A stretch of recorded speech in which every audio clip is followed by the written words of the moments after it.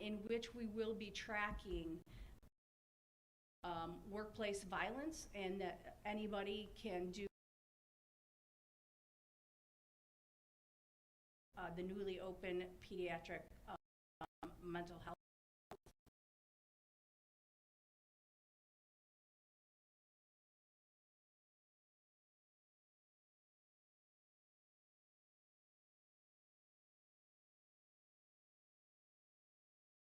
including meeting with them regularly throughout the school year, getting to know them, talking about different scenarios that we've encountered and who would have responsibility for what component of the response, but also gaining their knowledge and feedback for what we could be doing better as a school district in some of our emergency responses. And this just says it right here, any safety plan for anywhere, but specifically our district, it's about relationships, partnerships, that ongoing communication, ensuring we're planning, ensuring we're training everyone to be able to do what we're asking them to do, and then working with those emergency response partners. And so again, I've said it several times, it's really about that cyclical process of making sure that this is a living document, but also living plans at the building level as well. Any questions? Thank you. Any questions from the board? I had a question about the blue light system.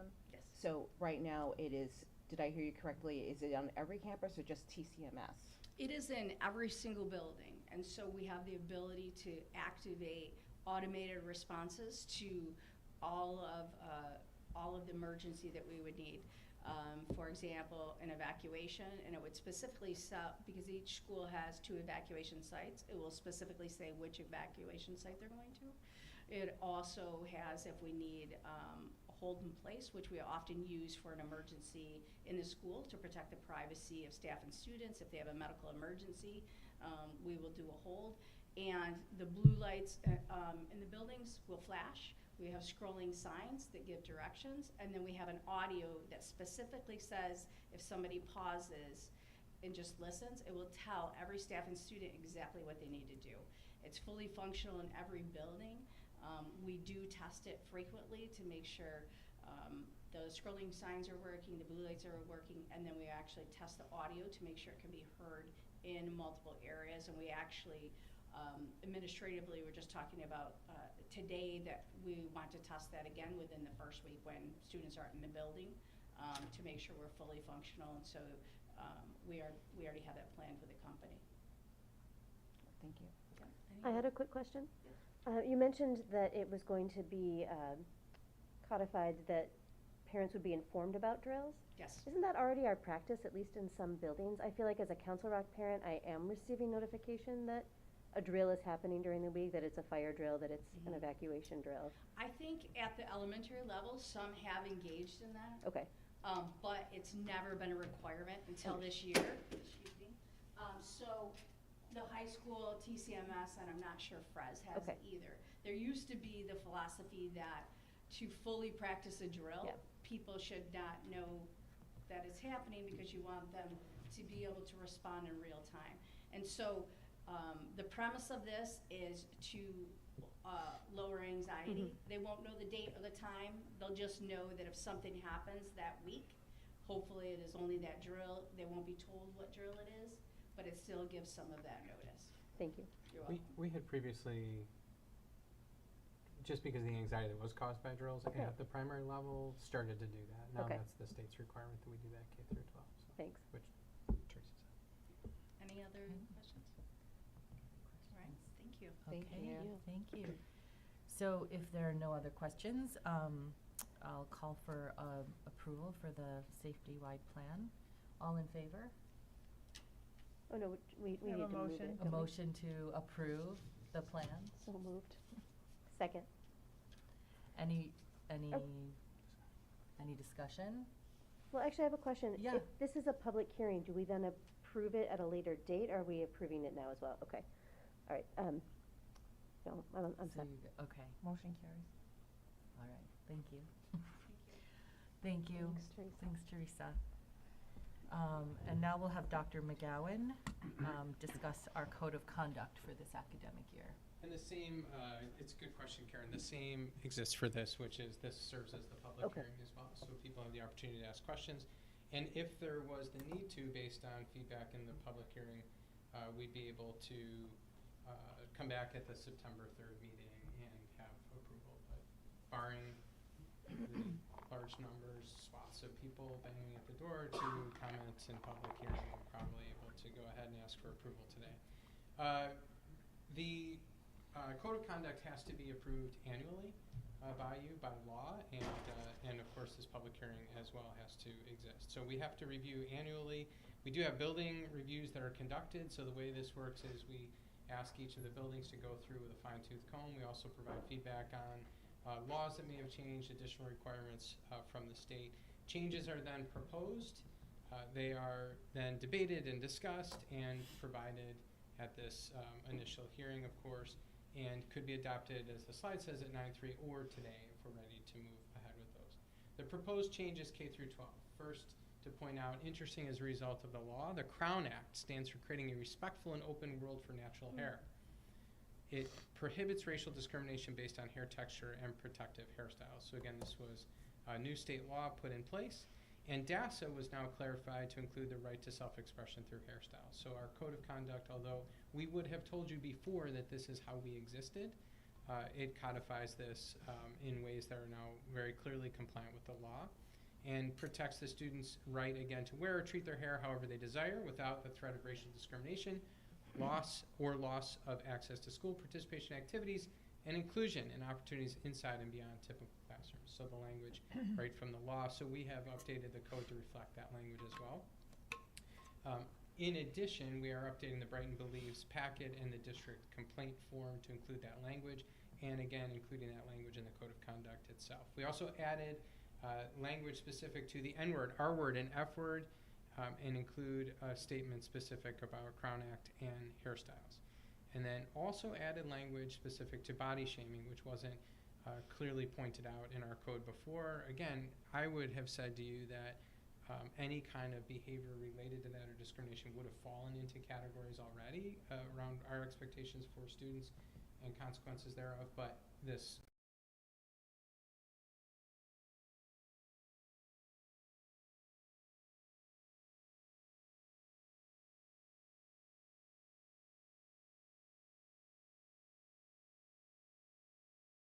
points it out much more clearly.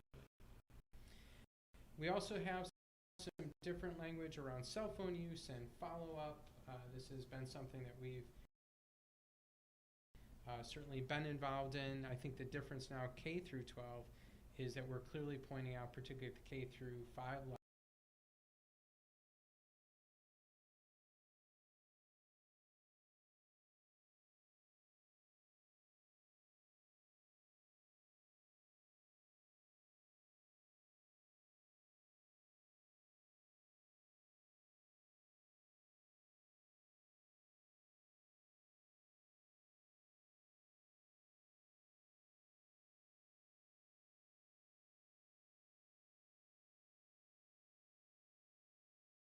specifically said if you were at a place where alcohol was being consumed or drugs were being used, you are now suspended from participation or competition. Again, to be very candid with you, makes no sense whatsoever.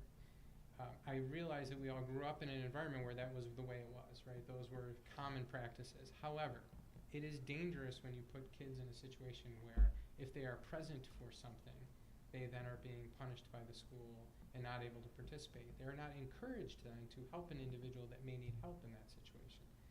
That's not a positive way to approach that particular area of behavior. And also, frankly, we had taken on a far greater responsibility than families in that regard. These are behaviors outside of school. This isn't inside of school. The code of conduct covers what happens inside of school and what really should be in our realm of responsibility. But us administering a consequence for something that happens 10 o'clock, 11 o'clock, midnight on a Friday night, Saturday, over the weekend, anytime during the week, doesn't seem like it's aligned with what our mission and focus is and what our area of responsibility is. Families really should be taking responsibility for those behaviors. Again, that doesn't mean that we're creating an environment where those things are okay by us, that a coach shouldn't be talking to their athletes about the responsibility they have to their team, or a director of a musical or play shouldn't be talking about their responsibility to the cast in terms of making smart choices. We want to be completely focused on that and that educational component, that responsibility component. But having a set of draconian consequences around that doesn't seem to be the way to foster positive behavior. It just creates a dangerous situation. So we're eliminating that from the code altogether. That's a summary of the changes. The specific language will be incorporated and distributed to families. Can I answer any questions on any of those pieces? I don't have a question. I'd just like to say that regarding athletic,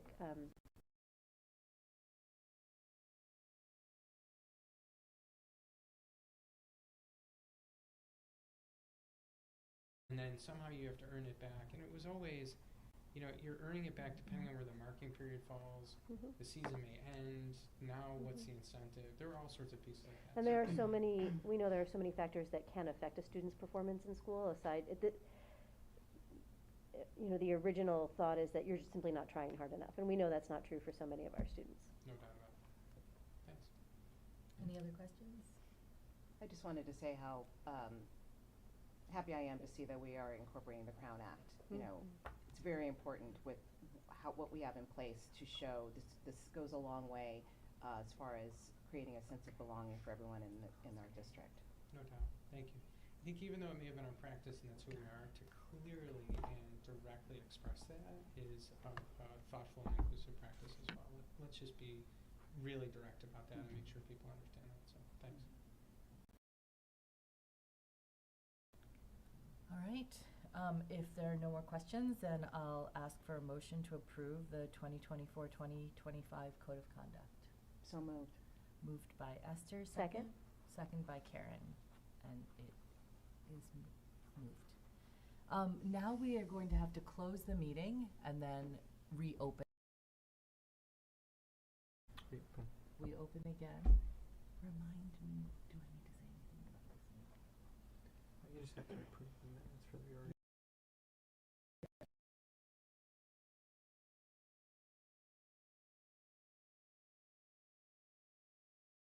Agenda. So moved. Moved by Carrie Lynn, seconded by Karen. The agenda for today is approved. I also need to ask for an approval for the minutes of our reorganization meeting on July 3rd and our special meeting on August 1st. Can I call for an approval? So Motion moved. to approve by Esther, seconded by Carrie Lynn. Okay, thank you. Next is the approval of the 2024-25 Brighton Blueprint Plan, which you received from the email yesterday, and Dr. McGowan will go over that with us before the approval. Thank you. So as you know, because you're intimately involved in this,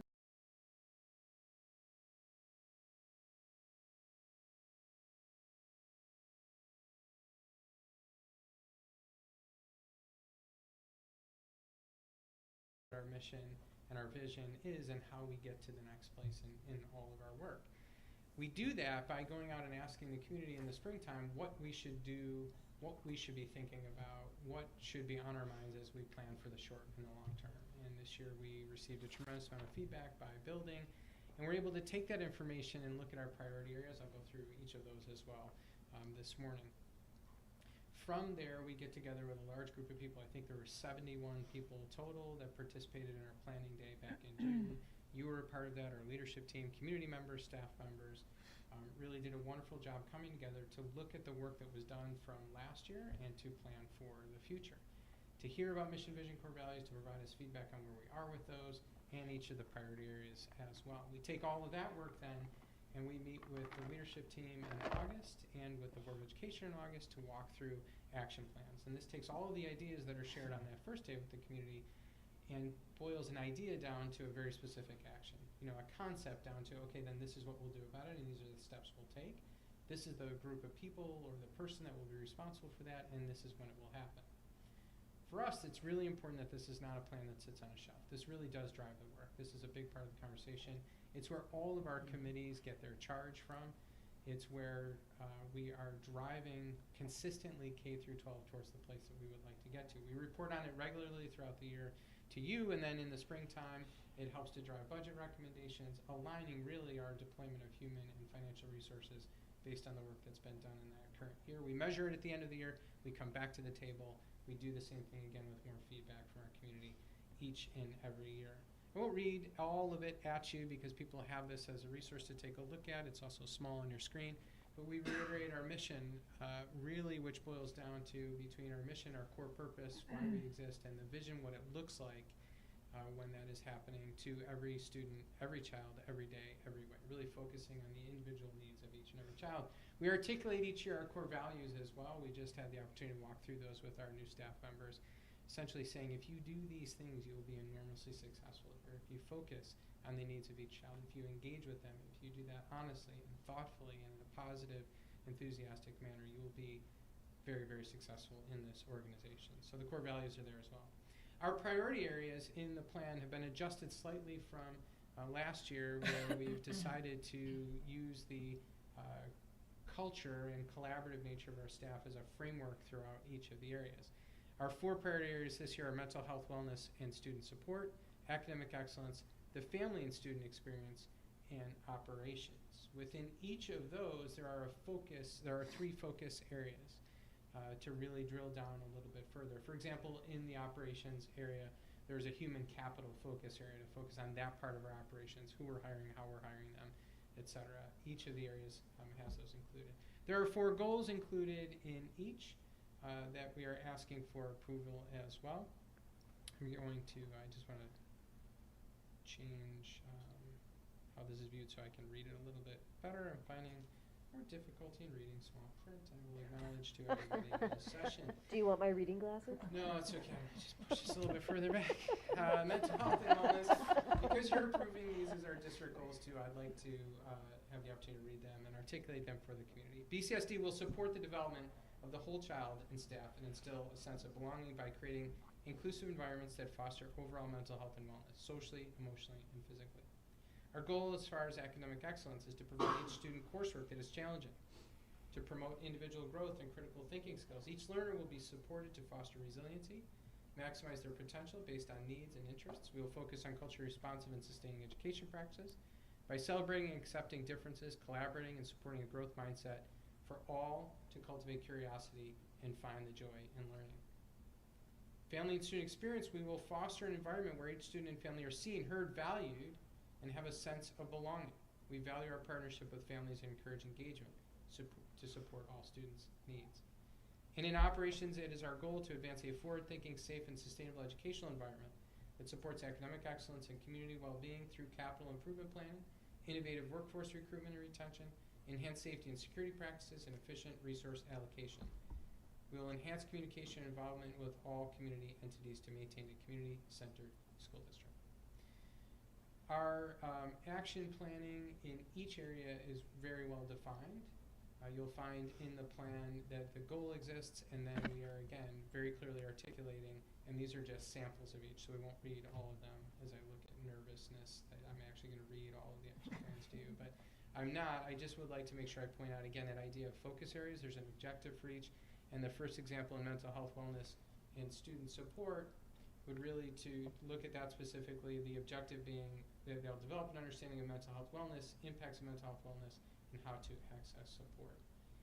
In this area, I want to go right to the end, though, and show you those 2 frameworks that are really important to us, which is staff supports, right? So we took out the priority area that was specifically about staff support, saying that should be woven into each of the priority areas, and we've outlined the different aspects of staff support that will be provided.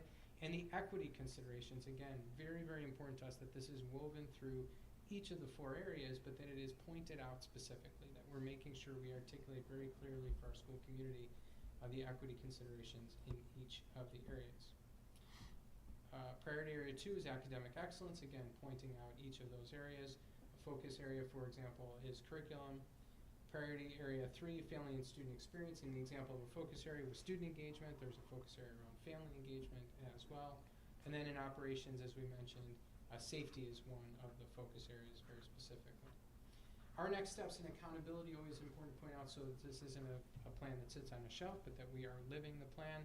We will continue to unpack it with our staff. Each of the buildings, and what we are now referring to as the opportunity team, which is athletics, arts in all areas, safety, security, transportation, really all of the people like Jeff Green who are providing opportunities for families outside of the 4 building areas have created an unpacking document that explains exactly what it means in their school building or in each of their programs, what pieces of the blueprint they're responsible for, how it's impacting their work, and they will be sharing that on opening day with the staff as well.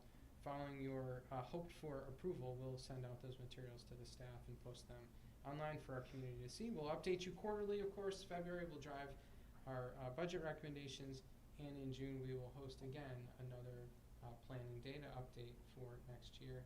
I'd like to thank everybody who participated. These are distributed, the names in the plan as well. Really a wide range of people from throughout the school community who participate in this. The plan is not something that we come up with and, you know, in a back room somewhere, let's do these things, this should be the work next year. This is truly the plan of the community, not a small group of people. It is for the entire organization. I love the smile of this young man on the back of the plan saying it all. This is when we get to the end and the moment at graduation that we all love to be a part of so much, and it is what it's all about when we get to that point, and a good reminder to us of that joy in the work and the experience, the journey along the way. Any questions for me? Any questions or comments? I also love that Blueprint Day. I think the collaborative work between parents, staff and faculty, and administrators and the board members, it's a great day to meet people and talk and think strategically about our district, so. Thanks. Works out really well. Any comments or questions from the rest of the board? Okay, if that's the case, thank you, and I will ask for a motion to approve the 2024-2025 Brighton Blueprint Plan. So moved. Moved by Karen, seconded by Carrie Lynn, and it is approved. Thank you. For the next plan. The next item is approval of textbook recommendations for the 24-25 school year, which is in your OneNote. Motion to approve? So moved. Moved by Carrie Lynn, seconded? Seconded. And seconded by Esther. I need you to open your computer, Dr. McGowan. Oops. I just wanted to comment about the approval for the superintendent contract. We are approving an addition to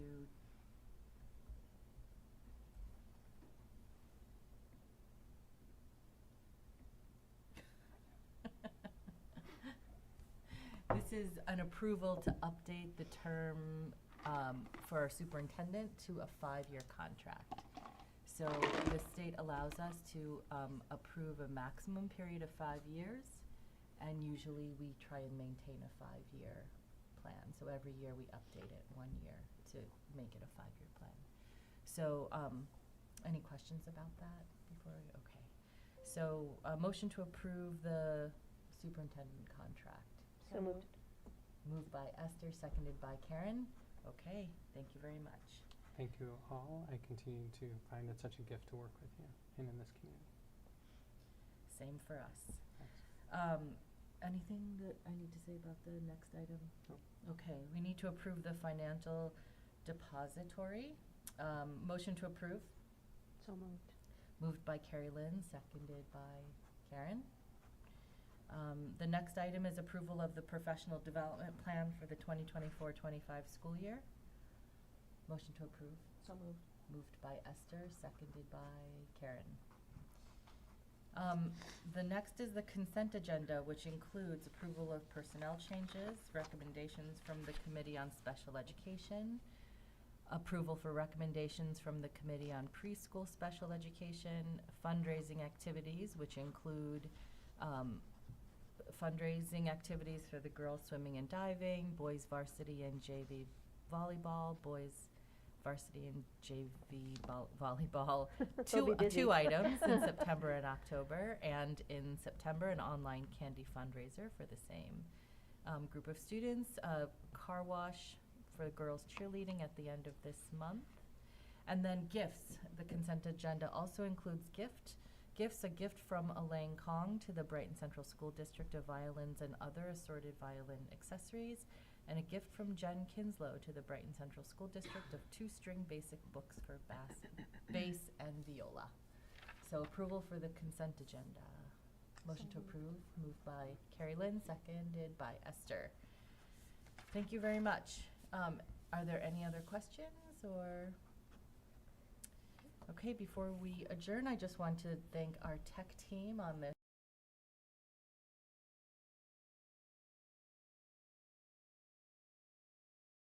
late August day in the TCMS building, which I know is a lot of work to move our operations here. Mike, Violet, and Bill today. So thank you so much always for